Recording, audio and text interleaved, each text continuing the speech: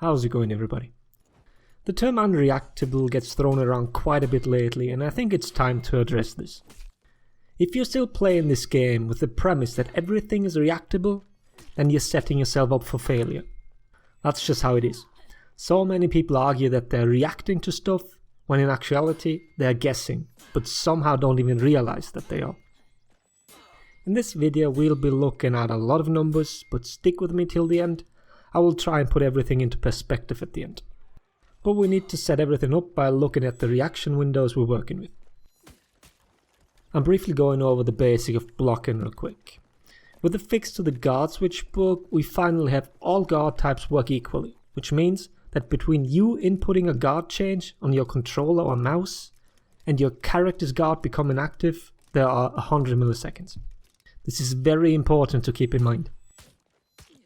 That means that when you try and block a 500 millisecond attack, which is 433 milliseconds in multiplayer, you have to react 333 milliseconds before it would have hit you, because of the 100 milliseconds I just mentioned. This is true for every blockable attack in the game. But let's move to the faster attacks, the delayed 400 millisecond lights. Those are 333 milliseconds in PvP and thus require a reaction time of 233 milliseconds when attempting to block them. But those still aren't the fastest attacks in game. Orochi has an even faster one. On top of his 400 millisecond combo lights, he also has his Storm Rush. This attack, thrown from the right, is 267 milliseconds because of its hidden indicator, which means you have to react within 167 milliseconds.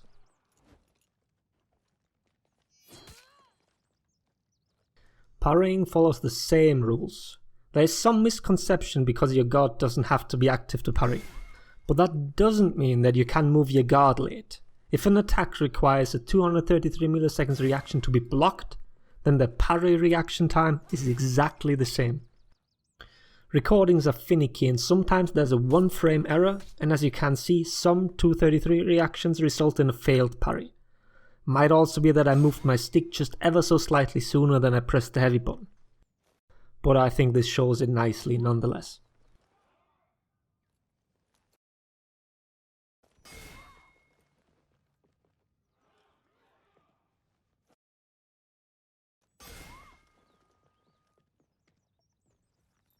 That's enough for attacks, now let's look at bashes. I've already established this before in another video, but we know that iframes start at 167 milliseconds into your dodge. On top of that, for whatever reason, a dodge is considered an offensive move in the game and thus falls under lag compensation, which means your input is delayed by 33 milliseconds. So you need to input your dodge 200 milliseconds before the bash hits you. We know that everything can be delayed in this game, but it's considerably harder for bashes, so I'm going to mention buffered inputs as well. For Warlord's Headbutt, we're looking at 233 to 300 milliseconds reaction window. Because of the telegraphed nature of this move, meaning the forward dodge that has to happen, people are already somewhat prepared, which makes dodging this a little easier.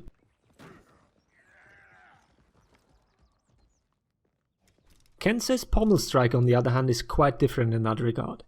It always happens as a soft feint from his top heavy, but you all know this is not the only thing that he can do from that attack. And on top of all that, the move is 400 milliseconds, which means we're looking at a reaction window between 133 milliseconds and 200 milliseconds. Now, you've heard a lot of different numbers, but so far I haven't said anything about whether this move or the bash is actually unreactable. For that, we need to first define that word. If I can react to a move in 20% of all the cases, does that mean that it is unreactable? Yes, absolutely, it does in my eyes.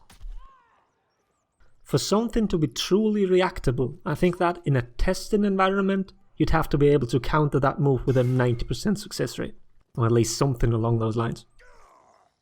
With the caveat of testing environment, this obviously means that this number goes down once you're actually in a proper match. We all know that 500 milliseconds or even 600 millisecond lights will sometimes hit, but this still means that they're perfectly reactable. So what I did was ask some players that are known for their fast reactions to send me a clip of them blocking attacks. Then I check the time between indicator appearing and the moment the guard switches input. But before we get to the scary numbers, we're first looking at the reaction of my old ass, you know, for comedic value. My reaction times vary greatly. I have these lows of 267 milliseconds, but they also go up as high as 367. I'm not consistent at all. Especially the first attack of each chain shows extremely slow reactions, so I'm not even going to show you. That first attack thing also holds true for Barakett.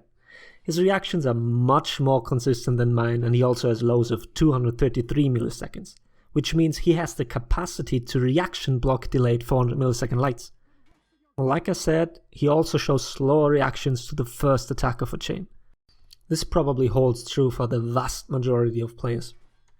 When the attacks are in a chain, you can somewhat tell when they're coming out, so it makes it a lot easier to react to them, it seems. And now for one of the rare exceptions we have in our community. Ravelord's servant was also kind enough to send me some block tests. First of all, for whatever reason, he is consistent throughout. Doesn't matter whether it's comboed or neutral attacks. He very rarely reacts slower than 267 milliseconds, which, as you might remember, was my lowest. He on the other hand has lows of 200 milliseconds. It's fucking scary. This means that even if his reactions slow down a little bit in an actual match, getting hit by 500 millisecond lights will be an absolute exception for him. Both these players that sent me their clips are very consistent with their reaction and also have these extremely fast reactions from time to time.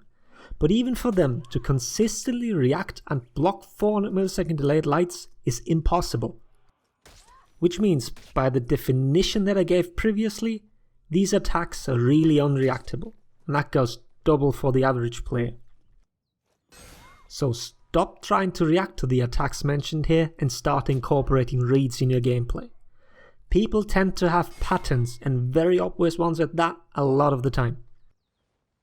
Instead of failing 100% of the time by trying to react, just guess, and just by that your chances have gone up considerably. And that about sums it up.